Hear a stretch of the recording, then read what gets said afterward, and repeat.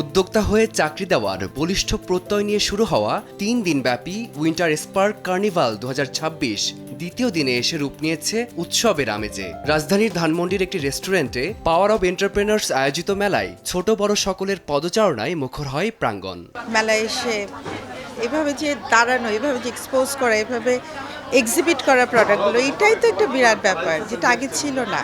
যেই সাপোর্টটা ফ্যামিলি থেকে পাচ্ছে, সেই সাপোর্টটা যদি রাষ্ট্রীয়ভাবে পাওয়া যায় তাহলে অবশ্যই আরও অনেক মেয়ে এগিয়ে আসবে। নারীরা যে এগুলো উদ্যোগ নিয়েছে, সো এটা ভালোই।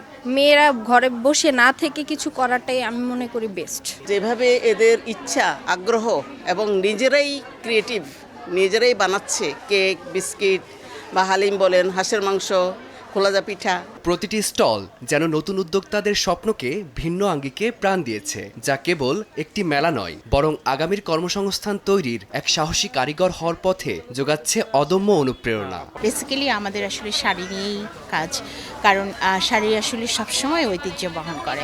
কোনো সময় এই হেজিটেট নিয়ে বসে থাকার কোনো কারণ নাই যে আমি পারবো কি পারবো না। আমি পারবো এই বিশ্বাস নিয়ে যা আছে সেটা নিয়েই শুরু করতে হবে। নতুনদের জন্য এটাই মেসেজ, এখনই সময় শুরু করার। নতুন হিসাবে আমি হলো গিয়ে জুয়েলারি নিয়ে কাজ করছি, কারণ জুয়েলারিটা হলো গিয়ে এটা ছেলেদের জন্য লাগে, মেয়েদের জন্য লাগে, স্পেসিফিক্যালি মেয়েদের বেশি লাগে। অ্যান্ড এটা হলো গিয়ে মেয়েরা যখন আসলে জুয়েলারি ক্যারি করে তখন তাদেরকে ভালো লাগে। তো তার জন্য আসলে আমার প্ল্যানিং হলো গিয়ে যে আমি আসলে ফ্যাশন নিয়ে কাজ করবো বা সামথিং লাইক দ্যাট। এটা হলো গিয়ে আমার ফার্স্ট প্রোডাক্ট বলা চলে, বাট আমার ইচ্ছা আছে যদি আমি এটা গ্রো করতে পারি অ্যাট দ্যাট টাইম আমি বিভিন্ন লাইক মাল্টিপল প্রোডাক্ট নিয়ে কাজ করার ইচ্ছা আছে। পাহাড়ের ঐতিহ্যবাহী স্বাদের খাবার থেকে শুরু করে দেশীয় পিঠা, বাহারি কেক আর ফাস্ট ফুডের সাথে নজর কাড়ছে নিপুণ হাতে তৈরি দেশি বিদেশি পোশাক, গৃহসজ্জার উপকরণ ও শৈল্পিক গহনা, যা উদ্যোক্তাদের ভিন্নধর্মী চিন্তার প্রতিফলন ঘটিয়েছে।